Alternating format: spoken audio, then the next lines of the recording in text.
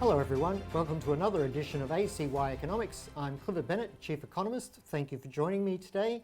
Just want to make a quick little mention. Please do, if you haven't had the chance yet, do have a look at our major video report yesterday, which was very much about the global macro, big picture, market outlook, and I think you might find some of that quite helpful. I certainly hope so.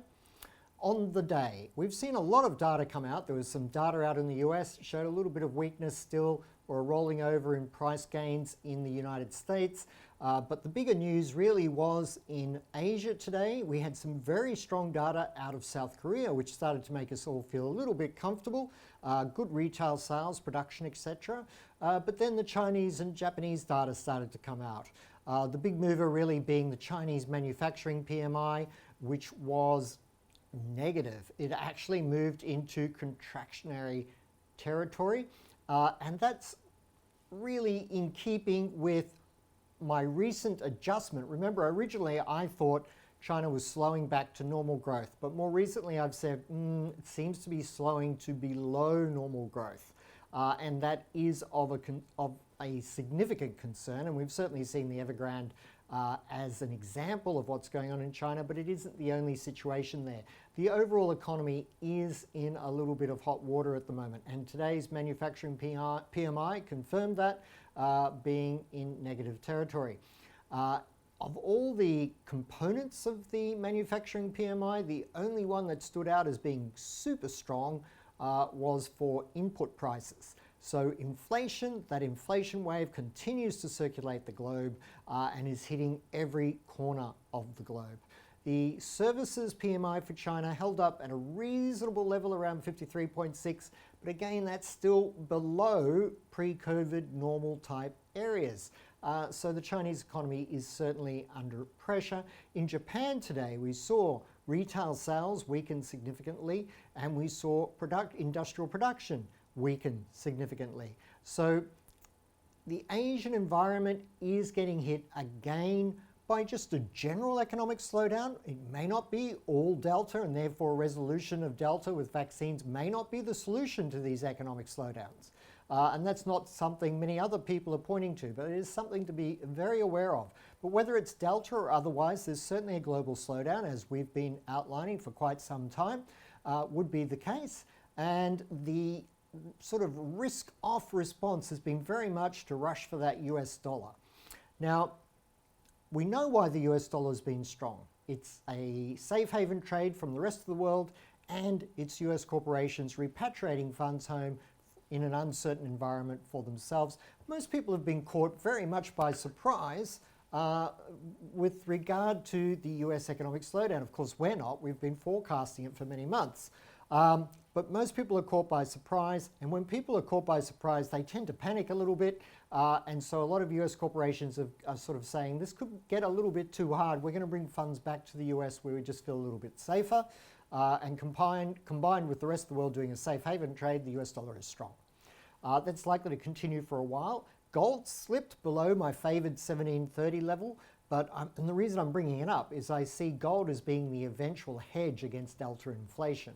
But it's been dragged down by this stronger US dollar, but it was encouraging to see it starting to try to struggle up, even as the euro was weakening, US dollar strengthening last night. And if you see a little bit more of that, gold starting to rally, even though the euro is being heavy, that would be perhaps an indication that it's time to start buying some more gold.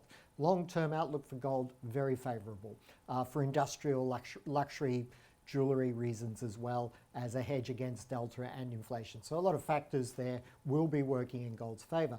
But the big story of the day, I guess, was in the currency markets, the strong US dollar, as I said. Remember, all week I've been saying the Australian dollar looked like a little eagle's nest perched on the edge of a cliff, and that might be a false sense of security because it's still on the edge of a cliff, and we expected the Australian dollar to fall. When it was at 77.45, I forecast it would go to 70 cents. No one else thought that would be the case at that time, but certainly we've headed in that direction, had a low around 70.70. I think there's still further risk, perhaps, again to 70 cents for the Australian dollar, risk 68. The bigger mover, though, was the euro. Big downside over the last couple of days. And I had said that all week, I even said it on a national television program, that the euro looked lead-like It just couldn't rally in all that congestion period of the last sort of week. It looked like people thought that the uncertainty over Merkel moving on and a change of government in Germany had been fully priced, and therefore it was time to buy, but that the selling was relentless, and therefore I felt the euro could also fall off a cliff. And it's certainly taking a big dive to the downside at the moment. I see this as a fundamentally driven long-term event, and I expect the euro will remain under pressure, perhaps falling as low as 108, 107. But certainly it might be a little bit volatile, but I think this could be a market that moves to the downside in a reasonably sustained fashion, with any rallies being quickly sold. So overall, we have a global economy that is slowing. We have significant supply chain disruption. We have economic problems that have been masked by stimulus measures that are now coming to the surface. It isn't just about Delta and coronavirus. It is also about high inflation. It's about freedom of pricing in the world. Generating that high inflation creates strong corporate earnings in the short term, but eats away at consumers' buying power long term, which is not good for companies. So the stock market is also at risk. We've been saying that for quite some time. It's very volatile, but that always happens in a long-term historic turning point. Please see yesterday's video. But on the euro today, certainly we forecast this, and I think there are strong fundamental reasons to expect it to remain heavy. When I spoke at APEC in Vladivostok in 2012, I did say we would have three equal reserve currencies, the euro and the US dollar. I think the euro is probably a little bit overpriced at the moment. The yuan's priced about right.